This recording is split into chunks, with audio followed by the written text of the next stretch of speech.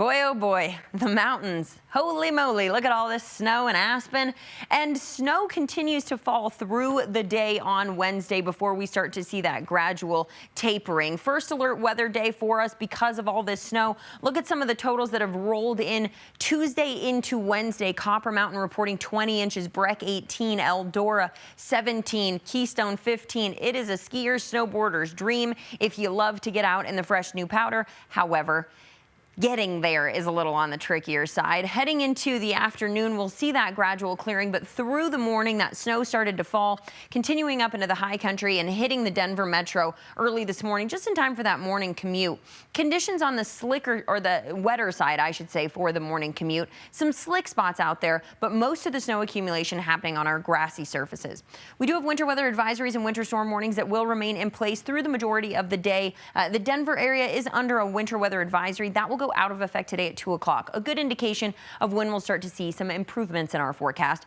And that'll all be shown here on Futurecast. Maybe a few isolated snow showers through about 10, 11 o'clock, but we should see some improvements. We could even see some sunshine today as well into the afternoon, so that could help clear things up and improve conditions out there on the roads, both in Denver and up into the mountains as well. By tonight, we'll be clear and quiet on the cold side, however. So that evening commute tomorrow morning, if you're planning on doing some traveling for Thanksgiving, be mindful of the roads out there with temperatures quickly dropping into the teens. We could see some icy spots out there on the roads tomorrow.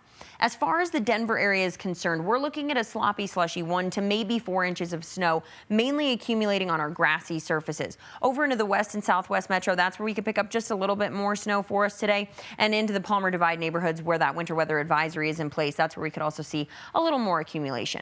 As far as high temperatures today, not that high. Only in the mid-30s across the Front Range, up into the high country, 20s and 30s there. We're looking at a cooler than average day, and that continues into tomorrow. We will wake up on Thanksgiving to temperatures in the teens. As I mentioned, that could lead to some icy roads out there, certainly up into the mountains as well, especially if we get that sun up into the high country and we can start to see a little bit of that melt taking place.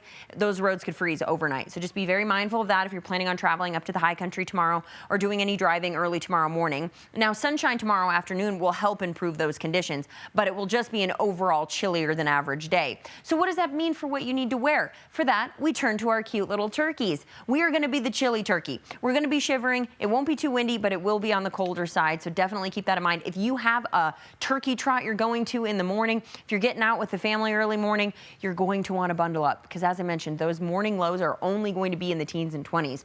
For today, 35. For tomorrow, sunshine. So that'll be good, but it's deceptive sunshine, only 36 degrees. Going into Friday, mostly sunny skies, still slightly cooler than normal, and that's where we stay through the weekend. Conditions will remain dry going into the weekend as well, so pretty mild weather after today as far as any snow is concerned. It's just going to be on the colder side, so bundle up, but it's good weather to stay inside and enjoy some turkey and stay warm in your house.